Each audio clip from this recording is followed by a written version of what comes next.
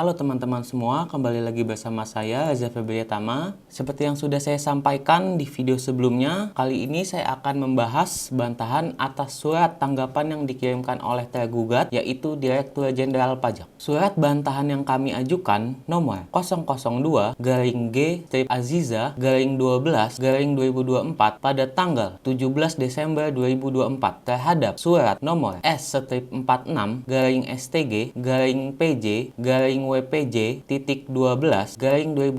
tanggal 13 November 2024 perihal surat tanggapan atas pengajuan gugatan terhadap surat keputusan atau objek gugatan lainnya sesuai pasal 23 UU KUP. Setelah kami membaca surat tanggapan yang diberikan oleh tergugat dan mempelajari berkas surat menyurat serta dokumen yang ada, dengan ini akan saya sampaikan bantahan terhadap surat tanggapan dari tergugat tersebut. Sebelumnya, ingin saya sampaikan bahwa surat bantahan yang kami ajukan sudah sesuai dengan jangka waktu yang diatur dalam pasal 45 ayat 3 UU Pengadilan Pajak. Oke, selanjutnya saya akan membahas poin-poin yang berada dalam surat tanggapan tergugat yang akan kami bantah. Yang pertama, tanggapan tergugat yaitu gugatan diajukan dengan disertai alasan-alasan yang tidak jelas. Dikarenakan kami menyampaikan gugatan atas surat tagihan pajak yang penerbitannya tidak sesuai dengan prosedur atau tata cara yang diatur, tetapi tanggapan tergugat tersebut kami bantah dalam surat bantahan kami karena dalam gugatan tersebut kami membahas SP2DK dan SE5/2022 sebagai rangkaian dari proses yang relevan dengan penerbitan surat tagihan pajak atau juga bisa disebut STP. Dalam hal tersebut menunjukkan bahwa kolerasi antara prosedur yang diatur dalam SE5/2022, tindakan yang dilakukan oleh tergugat dalam menerbitkan STP, maka dengan itu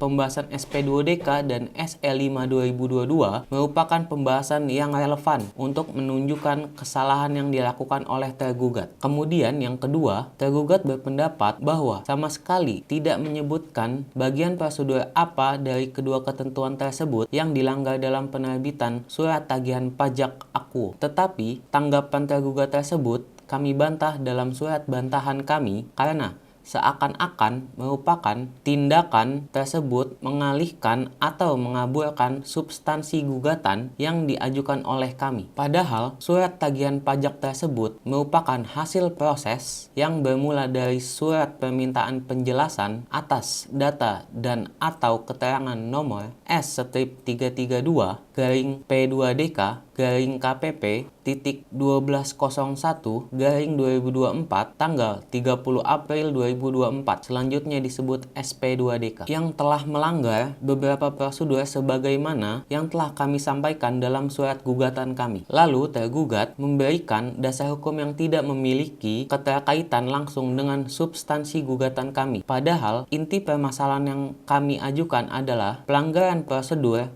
dalam proses menghasilkan surat akuo yang secara nyata-nyata tidak sesuai ketentuan hukum yang berlaku. Kemudian yang ketiga, tergugat berpendapat bahwa terdapat ketidaksesuaian antara positum dan petitum kami. Dan tergugat juga berpendapat maka gugatan kami menjadi obscurable atau tidak jelas, sehingga menyebabkan gugatan kami tidak dapat diterima. Tetapi tanggapan tergugat tersebut kami bantah dalam surat bantahan kami. Dalam surat tanggapannya tergugat sama sekali tidak menjelaskan bagian mana dari posita kami yang dianggap tidak sesuai dengan petitum. Kemudian, menurut kami, tergugat tidak paham acara peradilan pajak. Kemudian, menurut kami, tergugat tidak paham hukum acara peradilan pajak karena di dalam hukum acara peradilan pajak, gugatan dinyatakan tidak dapat diterima hanya apabila gugatan diajukan melebihi jangka waktu atau surat akuo yang diajukan. Gugatan bukan merupakan keputusan badan atau tata usaha negara. Berdasarkan uraian di atas, maka dalil tergugat yang menyatakan gugatan penggugat adalah obscurable dan oleh karenanya gugatan penggugat tidak dapat diterima demi hukum harus ditolak atau setidak-tidaknya dikesampingkan. Kemudian yang keempat, tergugat berpendapat bahwa surat yang diajukan gugatan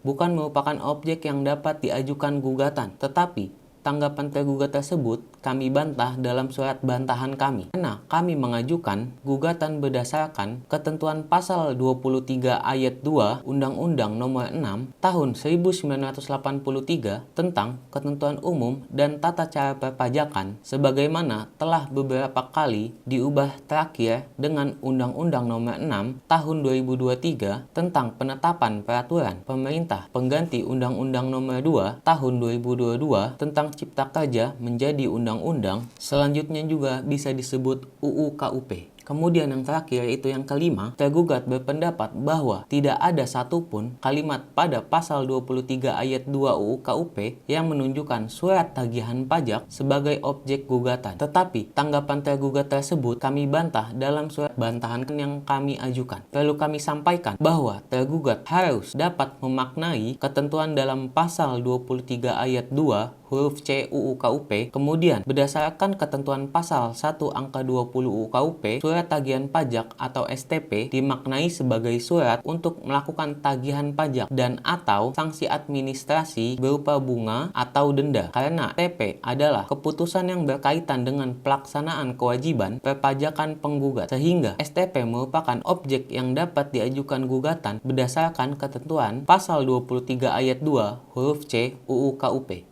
Jadi teman-teman semua, itulah poin-poin tanggapan tergugat yang kami bantah dalam surat bantahan kami. Yang penasaran kelanjutannya seperti apa, teman-teman semua bisa menonton live record persidangan perkara ini dalam channel YouTube P5i. Oke teman-teman, itu saja update perkara klien anggota kami. Jika teman-teman semua penasaran, jangan lupa untuk share, like, dan subscribe channel YouTube kami agar teman-teman semua tidak ketinggalan video-video selanjutnya. Sampai jumpa, salam profesional.